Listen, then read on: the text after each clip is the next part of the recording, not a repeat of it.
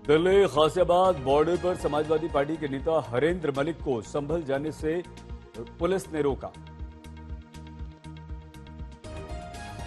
Ghaziabad border पर ही धरने पर बैठ गए समाजवादी पार्टी के नेता जियाउर रहमान बर्क और अन्य नेताओं को भी संभल जाने से रोका गया।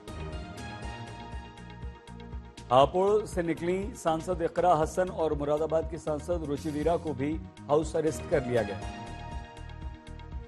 संभल में हुई हिंसा के बाद संवेदनशीलता को देखते हुए डीएम डॉक्टर राजेंद्र पंड्या ने लिया बड़ा निर्णय।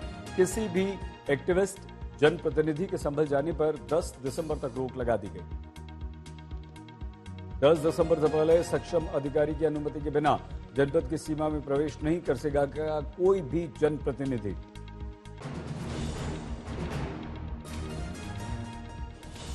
समाजवादी प्रतिनिधिमंडल के संभल दौरे पर हरेंद्र मलिक बोले, या तो प्रशासन हमें जाने दे संभल, नहीं तो हम छिप कर जाएंगे, हम तो संभल जाकर रहेंगे।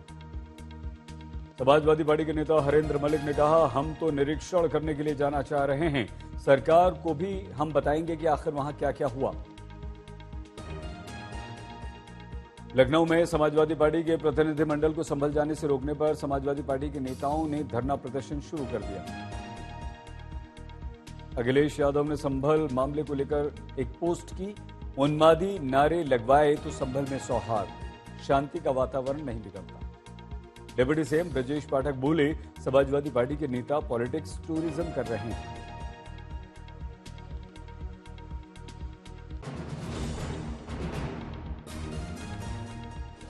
समाजवादी पार्टी के प्रतिनिधिमंडल के संभल जाने पर रोक, डीएम ने माता प्रसाद पांडे को भेजा आदेश। उनके लखनऊ वाले घर के बाहर पुलिस फोर्स को तैनात कर दिया। संभल से 5 से अधिक लोगों के इकट्ठा होने और किसी भी जुलूस प्रदर्शन पर रोक लगा दी गई है। धारा 163 लागू कर दी गई। संभल जाने से रोके जाने पर बोले माता प्रसाद पांडे, हमें कहीं भी जाने का अधिकार है, मीडिया जा सकती है, हम क्यों नहीं जा सकते, आगे की रणनीति हम जल्दी बताएंगे आपको। इससे तो जान नहीं थी, जाना होता तो चौकस कहीं चले जाते। हमें तो फिर हमने प्रोग्राम भेजा। अब प्रोग्राम भेजा तो इधर से नहीं, रात को हमको होम सिक्योरिटी ने, संजय प्रसाद ने कहा कि साहब वहाँ आप न जाइए, वहाँ अभी स्थिति बदल सकती है। तो नहीं भाई, आप तो 30 तक लगाए थे, अब पहली कहे कि नहीं। फिर वहाँ के डीएम का टेलीफोन आया कि साहब ना आइए, संभल का कि वो हम लोगों ने 10 तारीख तक इसे बढ़ा दिया है, अब 10 तारीख तक नहीं आए ना आए। तो ठीक है। फिर रात को जब वो सिक्योरिटी टेलीफोन आया तो हमने कहा सवेरे हम पार्टी दफ्तर में जाएंगे।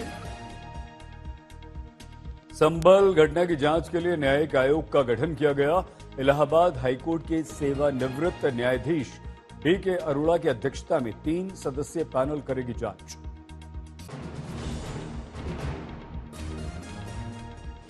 महाराष्ट्र में शिंदे गुट की मांग, शिवसेना को गृह मंत्रालय मिले।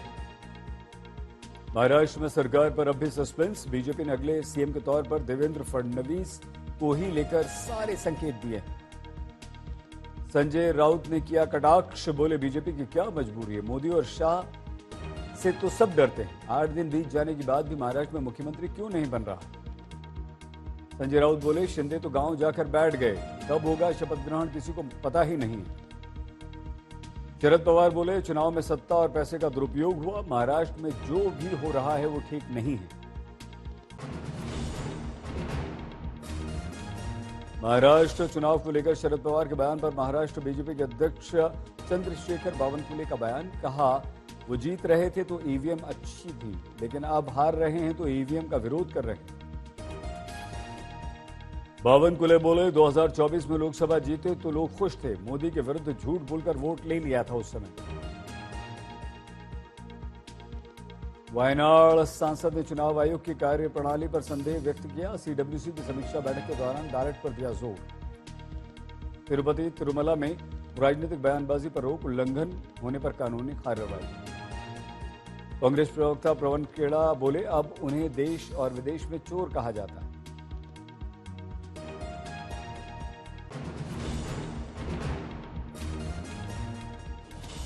भारत ने बांग्लादेश में हिंदुओं के विरुद्ध अत्याचार पर उठाई आवाज। विदेश मंत्रालय बोला, अल्पसंख्यकों की सुरक्षा के लिए बांग्लादेश की अंतरिम सरकार जिम्मेदार। भारत के विदेश मंत्री का बयान, बांग्लादेश में उग्रवाद हिंसा में वृद्धि से चिंतित है भारत। बांग्लादेश में कोलकाता में हो रहे विरोध प्रदर्शन पर जताई चिंता।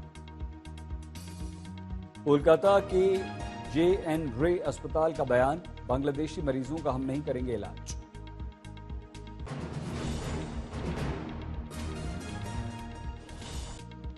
कृषि यात्रा मेला में बोले नीतीश कुमार, आप लोगों की उम्र कम है लेकिन पता कर लीजिए और आप लोग भी भूलिएगा नहीं कि हम क्या क्या काम कर रहे हैं। से जितना काम हुआ है याद करिए ना। याद था जी, हम 5 के तो नवंबर में आए थे और उसका सब काम जो शुरू किए हम लोग, अब पहले कुछ था, सब काम करवाया। आप लोगों को मरवा कम है, नहीं देखते हैं। पूर्णिया से निर्दलीय सांसद पप्पू यादव को फिर से मिली जान से मारने की धमकी में कहा गया, लॉरेंस बिश्नोई गैंग के लोग कभी भी आपकी हत्या कर सकते हैं। दिल्ली में बढ़ते अपराध पर बोले सोमनाथ भारती, आम आदमी पार्टी को 1 महीने की लॉ एंड ऑर्डर देकर देख लो, मंदिर से एक चप्पल भी चोरी नहीं हो। यूपी के मुरादाबाद की जामा मस्जिद में कड़ी सुरक्षा के इंतजाम, पुलिस बल ताबा।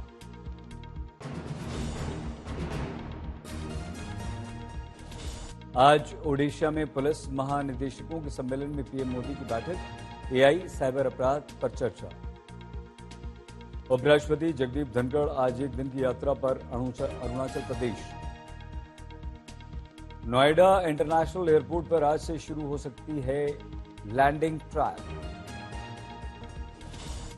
साइक्लोन फेंगल का आज लैंडफॉल है, भारी बारिश का अलर्ट है, स्कूल कॉलेज बंद है, NDRF स्टैंड बाय पर है। पुडुचेरी में चक्रवात फेंगल का प्रभाव है, समुद्र में उथल पुथल है।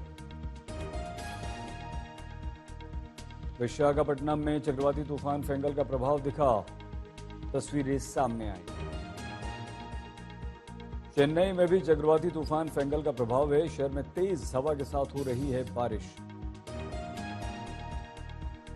तमिलनाडु के रानीपेट में जमकर बरस रहे हैं बादल, फेंगल के प्रभाव के कारण हो रही है बारिश। चेंगलपट्टू में चक्रवात फेंगल का प्रभाव, तटीय क्षेत्र में देखी गई समुद्र की खराब स्थिति। मल्लापुरम में समुद्र उफान पर। तमिलनाडु के कुड्डलोर में चक्रवात फेंगल के प्रभाव से तटीय क्षेत्र में समुद्र की स्थिति खराब, देवनपट्टिनम समुद्र से तस्वीरें। दिल्ली वालों को प्रदूषण से नहीं मिल रही राहत, कई इलाकों में AQI अभी भी 400 के पार। आनंद विहार में AQI 393 दर्ज। दिल्ली के बेहद व्यस्त ITO चौराहे पर AQI 319। स्मॉग का असर अक्षरधाम मंदिर के आसपास, ड्रोन में धुंध ही धुंध।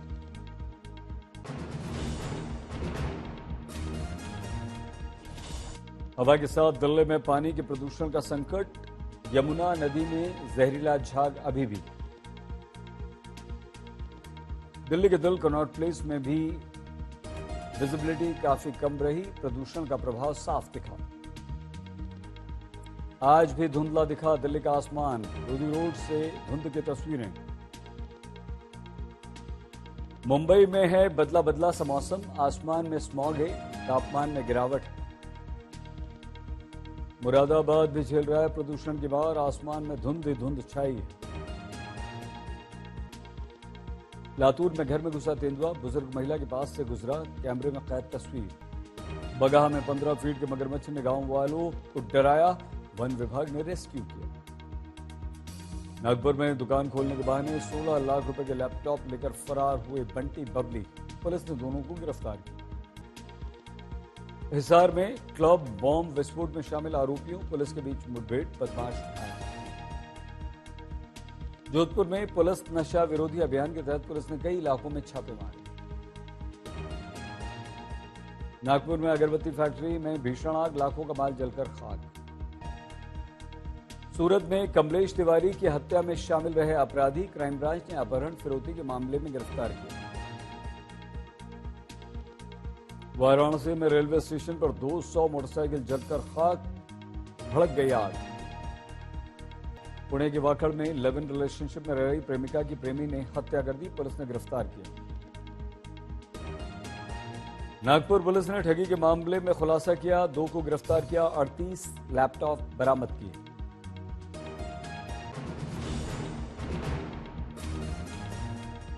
तारक मेहता का उल्टा चश्मा की पहली झलक, सोनू यानी शील मेहता जल्द कर रही हैं शादी, सोशल मीडिया पर फैंस हुए खुश। अपनी पर्सनल लाइफ में चल रहे ड्रामे के बीच अनुपमा की एक्ट्रेस रूपा गांगुली ने इंस्टाग्राम पर स्टोरी शेयर की। टीवी एक्ट्रेस दृष्टि धामी ने सोशल मीडिया पर पोस्ट पर अपनी बेटी का नाम रिवील किया, बेटी का नाम रखा लीला। 3 बड़े प्रोडक्शन हाउस के साथ अनन्या पांडे की बहन ने की इंटर्नशिप, ये नेपोटिज्म, यूजर्स बोले। सलमान खान के जन्मदिन पर फैंस को मिलेगा सिकंदर का तोहफा।